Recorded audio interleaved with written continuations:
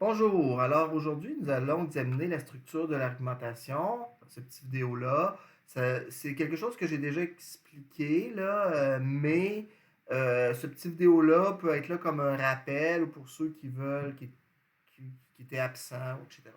Vous avez des documents explicatifs qui sont très importants sur l'argumentation. Évidemment, il est fortement recommandé de les lire. OK? Pour ceux qui ont de la difficulté avec la structure de leur argumentation. Première des choses, dans un paragraphe d'argumentation, donc on va examiner là, les éléments du paragraphe d'argumentation. Les éléments qui doivent se retrouver dans un paragraphe d'argumentation pour avoir une argumentation crédible et pertinente. La première chose qu'on doit retrouver dans un paragraphe d'argumentation, c'est comme telle la thèse. Et donc, qu'est-ce que la thèse? La thèse est la réponse à la question centrale. Donc, et pour la dissertation, la thèse est nécessairement la réponse explicite et précise à la question centrale. On ne peut pas changer la question. Okay? Par exemple, si la question est la suivante, ou était la suivante, est-ce qu'être beau physiquement favorise le bonheur? Ben, la thèse, c'est soit l'affirmative, n'est-ce pas?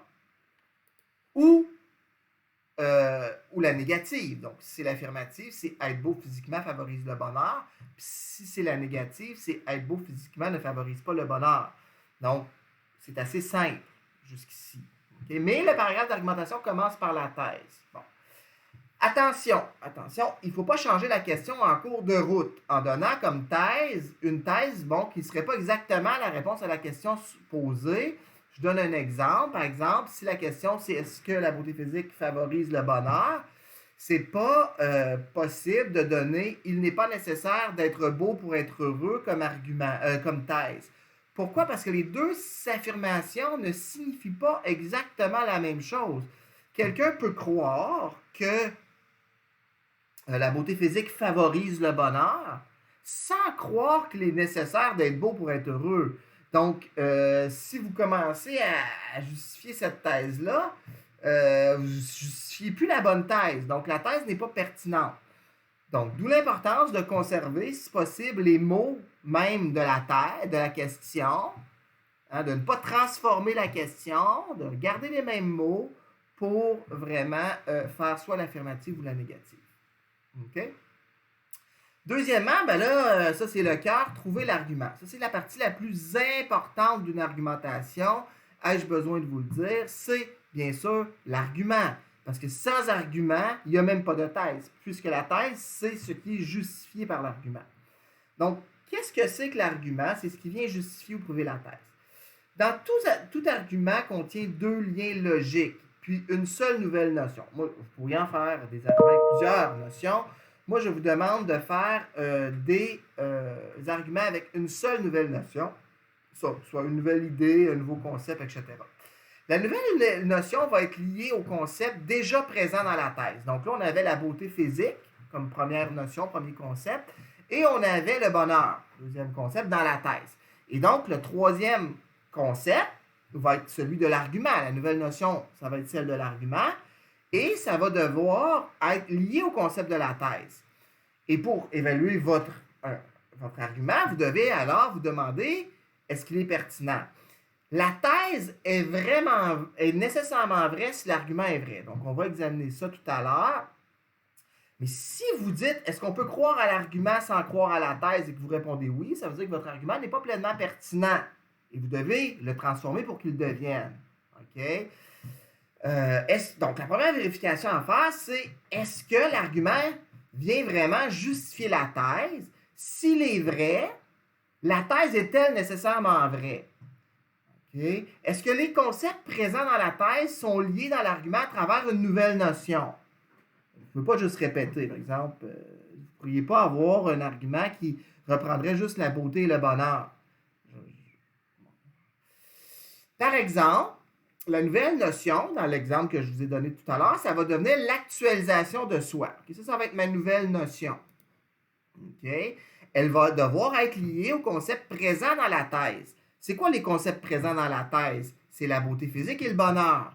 Et il va toujours falloir commencer votre argument, quand vous allez commencer votre argument, en utilisant un des concepts présents dans la thèse. OK? Donc, et ce nouveau concept-là va être lié à la nouvelle notion apparue dans l'argument, ici l'actualisation de soi. Donc, quels sont les deux concepts présents dans la thèse? La beauté physique. Donc ici, je vais donner l'exemple en commençant par la beauté physique. La beauté physique favorise notre nouveau concept qui est l'actualisation de soi. Et là, vous avez votre lien 1. Ensuite, vous devez continuer votre lien parce que l'objectif, c'est de lier les deux liens présents dans votre thèse à travers une nouvelle notion. Ici, c'est l'actualisation de soi. Donc, vous allez commencer par « or, l'actualisation de soi » et la condition la plus importante pour être heureux, ici, c'est le deuxième concept, le bonheur. OK? Et remarquez, si le lien 1 et 2, si les liens, en tout cas, le lien 1, on va dire les liens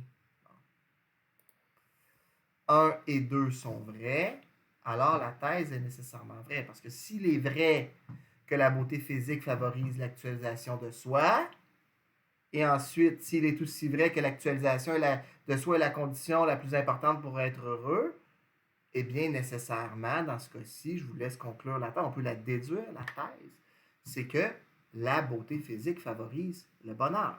Okay? Donc, maintenant, qu'est-ce qu'il reste à faire? Une fois qu'on a ça, on a écrit 3 phrases. On n'est pas rendu encore à l'argumentation comme telle. On a trouvé l'argument.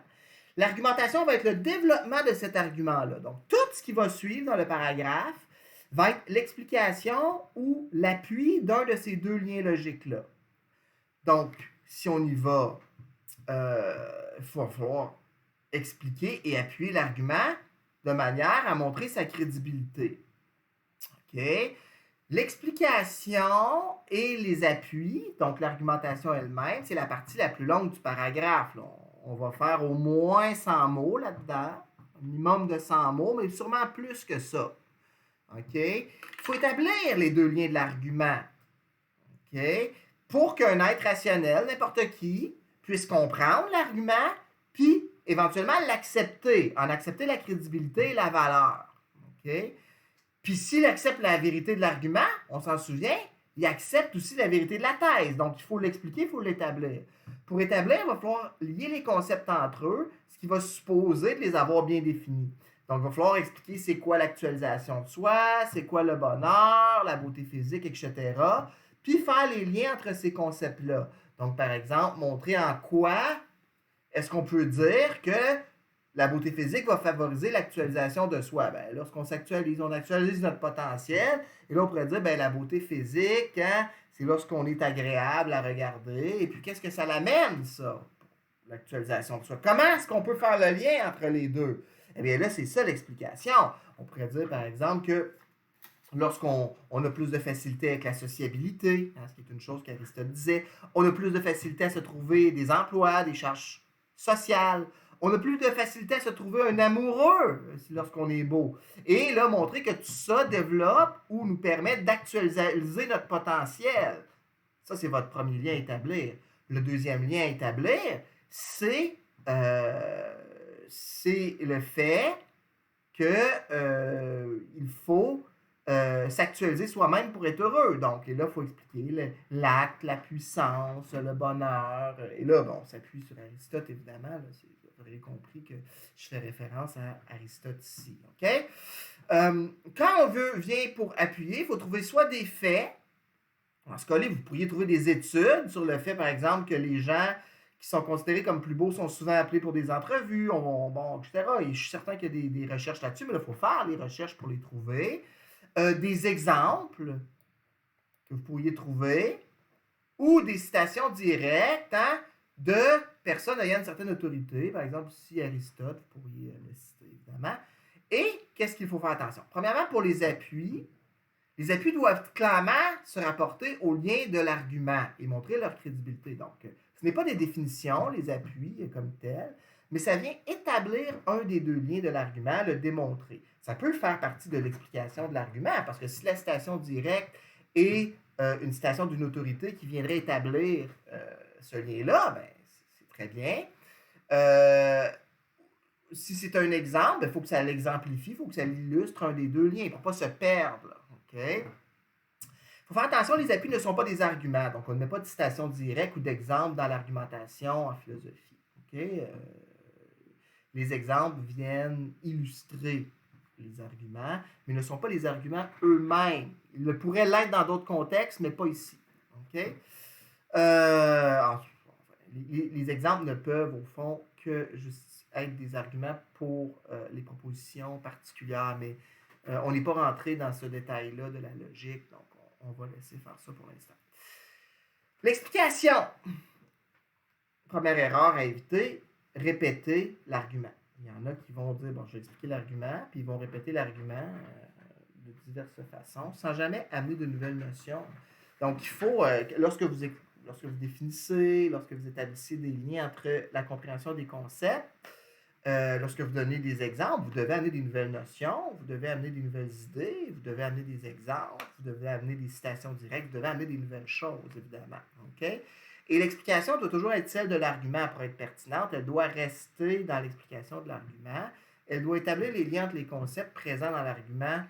Il y a 3 concepts présents dans l'argument. Il y a les 2 concepts de la thèse et il y a un nouveau concept, n'est-ce pas, qui est celui ici de l'actualisation de soi, qui est celui qui a été amené par l'argument. Donc, c'est ça qui doit se retrouver dans l'argumentation. C'est-à-dire que ces 3 concepts-là, il faut partir loin. Mais pour faire ces liens-là, il faut faire référence à d'autres concepts. Quand on explique, par exemple, la théorie d'un auteur, on va expliquer sa pensée. Donc, l'explication, c'est l'explication de sa pensée, mais toujours en tournant autour de l'argument pour rendre crédible l'argument qu'on a présenté.